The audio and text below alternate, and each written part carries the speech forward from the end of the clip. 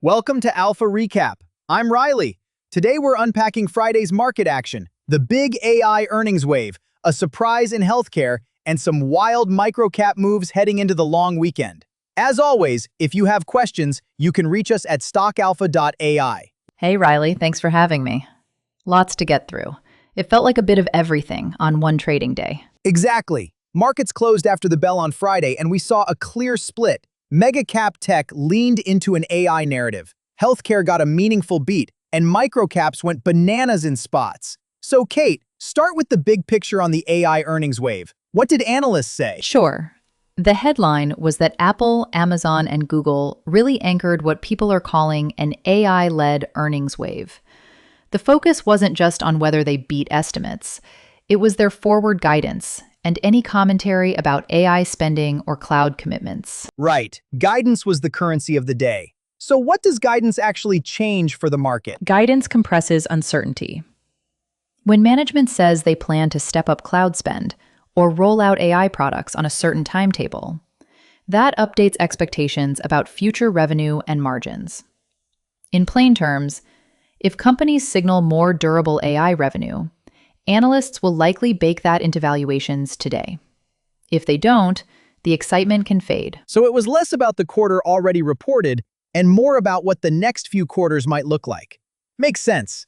And analysts noted that because these are index-dominant names, positive guidance can lift the whole market, even if other sectors were quiet. Exactly. Large cap tech carries a lot of index weight, so a bullish read on AI from those companies can push the indices higher, while leaving some sectors behind. Yeah, exactly. And what really stands out here is that guidance is forward-looking. It acts like a real-time re-rating tool for multiples. Let's pivot to healthcare. UnitedHealth surprised with a beat and raised guidance. That felt important. It was. UnitedHealth finished the day with a clear beat on first quarter results and then lifted guidance. For managed care investors, that's meaningful because it implies either better revenue trends, improved claim management, or membership gains, all of which can push money into healthcare and defensive allocations. So analysts saw this as a potential tilt back into defensives after a period of growth rotation. Yes, some portfolio managers may have rotated toward growth in recent months. UnitedHealth's update suggested there was renewed momentum in healthcare that could trigger reallocation. Short reaction. Right, short reaction. Okay, now the wild part of Friday was the microcap frenzy. Give listeners a flavor of what actually happened in those names. Friday had extreme single-session rallies in a string of low-priced, thinly traded names. We saw several names jump between about 30 and 50%. Some moved to pennies. One name rose about 43% to roughly 5 cents on volume near 153,000 shares. Another surged about 47% to around $167 on about 1.8 million shares. Yet another ran about 48% to roughly $106 on roughly 423,000 shares. One tiny name jumped about 48% to about a penny on volume of roughly 1.1 million shares. And a different microcap climbed about 28% to roughly 4 cents on enormous turnover of about 2.4 billion shares. 2.4 billion shares turnover on a single microcap. That's staggering. Yeah, that tracks. Those moves typically reflect retail momentum, liquidity squeezes, or event-driven bets, not obvious, immediate changes to business fundamentals. So for listeners, big percentage moves in tiny names don't necessarily mean the company itself changed overnight. It can be a function of thin markets and concentrated flows. Exactly. Liquidity matters. When bid depth is shallow, a relatively small dollar amount can push a price a long way. Analysts stressed this was momentum-driven risk until fundamentals caught up, if they ever did. Short reaction. Not what anyone expected. Another notable move was the inverse semiconductor ETF. It plunged on high volume. Walk me through how that fits into the story. The inverse semiconductor ETF fell about 14% to roughly $13.50 on very heavy volume, about 228 million shares. With inverse and leverage products, mechanics matter. They rebalance daily.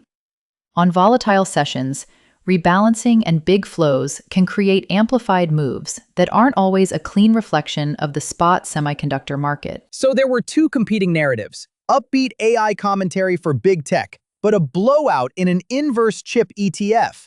How did analysts interpret that divergence? There was debate. One camp said it was a technical squeeze, inverse exposure getting unwound or rebalanced. Another suggested it signaled idiosyncratic weakness in parts of the semiconductor space, which would complicate a broader chip recovery thesis. Which view you prefer changes whether you worry about fundamentals or just short-term flows and technicals. Got it. And we also saw a positive move in a business development company, Hercules Capital, which closed at about $15.51. What did that signal? A modest outperformance there reflected a bit of improved risk appetite for credit-sensitive assets. BDCs are sensitive to credit spreads and portfolio company health. Analysts noted it could be a short-term signal of appetite for yield, but they also cautioned investors to watch net asset value trends and realized credit losses over time. Quick aside, when you say watch NAV trends, you mean watching the underlying value of the loan portfolio, right? Right. NAV captures assets minus liabilities. For BDCs, changing credit quality shows up there and matters more than a one-day price move. Now, analysts broadly agreed on a few points and diverged on others. Summarize that for people trying to cut through the noise. Broad agreement was that earnings and forward guidance would be the dominant near-term market catalyst, especially for large-cap tech. Also, UnitedHealth's beat and guidance raise was widely seen as positive for managed care and could attract flows into healthcare. And everyone agreed the microcap rallies were momentum and volume-driven, with elevated downside risk absent fundamental confirmation. And where did opinions split? They split on the magnitude and durability of an AI-led re-rating. Some analysts see AI as a structural re-rating driver for megacaps. Others cautioned that without sustained revenue recognition and margin expansion, multiple compression risk remained.